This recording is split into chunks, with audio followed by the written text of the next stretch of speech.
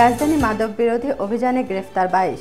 গাজায় জাতিসংঘের আশ্রয় কেন্দ্রে ইসরায়েলের হামলা, নিহত বেড়ে ৩৫। বাস্তবায়নই হবে বড় চ্যালেঞ্জের বাজেট, নিয়ন্ত্রণ ডিসিআই এর প্রতিক্রিয়া। শুরুর চাপের পরেও শক্ত পুঁজি পাকিস্তানের।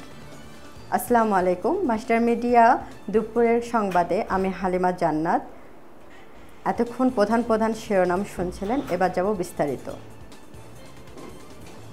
রাজধানীতে মাদক বিরোধী অভিযানে ২২ জনকে গ্রেফতার করেছে ঢাকা মেট্রোপলিটন পুলিশ ডিএমপি।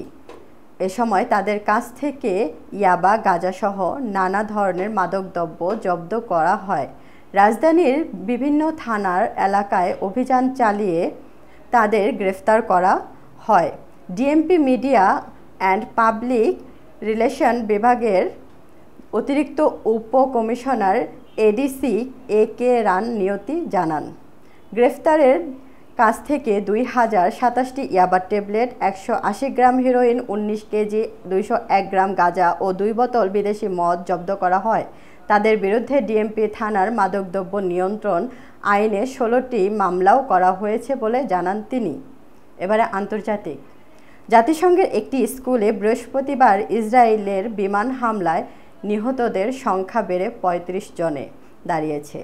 স্থানীয় কর্মকর্তারা জানায়, মধ্য গাজার দিকে অবস্থিত এই স্কুলে শত শত বাস্তুচ্যুত লোক আশ্রয় নিয়েছিল। তবে ইসরায়েলি সেনাবাহিনীর দাবি, তারা জাতিসংঘের যেই স্কুলে হামলা করেছে সেটি হামাসের কম্পাউন্ডার হিসাবে গড়ে উঠেছিল। অন্যদিকে হামাসের মিডিয়া অফিস ইসরায়েলের হামলাকে বেপরোয়া হত্যাকাণ্ড বলে দাবি জানিয়েছেন। আরও দেখুন ডেস্ক রিপোর্টে। এবারে অর্থনীতি। প্রস্তাবিত বাজেটে মোট দেশজ উৎপাদন ডিজিপি তুলনায় বাজেট ঘাটতির লক্ষ্যমাত্রা বেশ কমানো হয়েছিল বলে দাবি জানায় Dhaka chamber of commerce and industry DCCI. এ ধরনের উদ্যোগে আমাদের সংকোচনমূলক মুদ্রানীতির সহায়ক ও সরাসরি মুদ্রাস্ফীতিও কমাতে সহায়ক হবে বলে মনে করেন তারা। প্রস্তাবিত বাজেট বাস্তবায়নে অর্থনৈতিক ঘাটতিতে মেটাতে বেসরকারি খাতে ঋণ প্রবাহের ওপর বড় ধরনের চাপ তৈরি হবে, যা অর্থনৈতিক প্রবৃদ্ধির উপরে বড় ধরনের প্রভাব বিস্তার করবে বলেও জানায় তারা। এবারে খেলার খবর। ক্রিকেট।